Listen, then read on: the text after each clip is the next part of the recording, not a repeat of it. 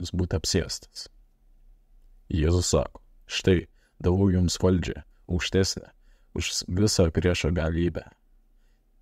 Trypti gyvatės ir skorpionus. Jums tikrai niekas nepakenks. Evangelija pagal Luką, 10 skyrius, 19 eilutė. Savo viešpatavimą žemėje žmogus pralaimėjo šėtonui. Jėzus gimimas buvo lyg kokia invazija į priešų šalį. Dėl to velnias ėjo iš proto. Jėzus norėjo ir vėl sutikyti žmoniją su Dievu. Jis iki šių dienų turi savo žmonių, kurios jo seka ir Dievo karalystę žemėje plečia. Šiems žmonėms jis suteikia visą galybę, autoritetą prieš gyvatės ir skorpionus, prieš dvasias ir tamsybių galią. Visi žmonės yra tamsybių prakeiksme. Jėzus juos iš to išgelbės. Kuomet kas nors pas jį ateina, jis nei vieno neatstumia, bet suteikia kiekvienam galią būti Dievo vaiku. Tuomet šis gimsta iš naujo, gauna naują gyvenimą, gyvena gyvenimą su Jėzumi šią žemėje. Ir vis dėlto, ar jis gali būti apsėstas tamsybių jėgų? Dvasios turi teisę kankinti žmonės dėl jų nuodėmių, dėl savo pačių nuodėmių, o taip pat dėl protėvių nuodėmių, kaip kad parašyta Biblijoje. Asmeninės nuodėmės dažniausiai būna atleidžiamas, kai žmogus tampa krikščionimi. Jis atgailauja dėl jų, bei prašo atleidimo, kurį Jėzus pilnai suteikia.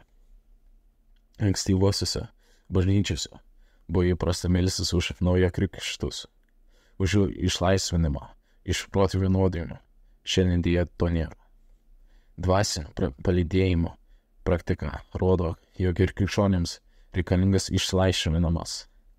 Net jei jie jau metus esi krikščionimis, tarnauja viešpačiu bei jį myli. Kartais ir jie patiria velnio nupuolimą bei mintis arba niūrios nuotaikos. Po išlaisvinimo tarnystės jie jaučiasi lyg gimę iš naujo. Ši tarnystė dažniausiai praeina dalykiškai, santūriai, bet dideliu riksmu. Aš pats esu patyręs, jog demonai beldžiasi pas žmonės, kurie metus buvo geri, ištikimi krikščionys. Galiausiai, šlovinimai prasidėjus Jėzaus vardu, dvasia buvo išvaryta.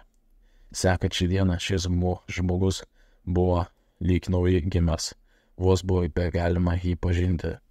Štai kaip teigiamai veikia išlaisvinimas. Aš žinau, kaip tai galima paaiškinti teologiškai. Tik žinau, jog praktika dėl tai įrodo. Teologai turėtų išplėtoti teoriją, bet praktika taip pat todėl turėtų būti grindžiama kažkokiais įsivaizdavimais ir Biblijos interpretacijomis. Galbūt yra taip, žmogus naujai atgimė dvasioje, bet jo kūne vis dar tūno pasislėpęs priešas. Per Dievo malonę gali ir turi būti šis žmogus išlaisvintos. Jokia pikta dvasia, jokia svetima jėga, jokia tamsybė negali mūsų įveikti. Kaip gerai. Bet jie gali tik gerokai apsunkinti, apkartinti mums gyvenimą. Dėkuoju Jėzau, tu negalėjai pragarą, mirti ir velnę. Tu dovanoji gyvenimą ir išlaisvinimą. Tu linki mums paties geriausio. Tikrai norime sekti tavimi bei reikalauti tavosios jėgos. Priešas pralaimėjo, nugalėtojas Jėzus. Amen.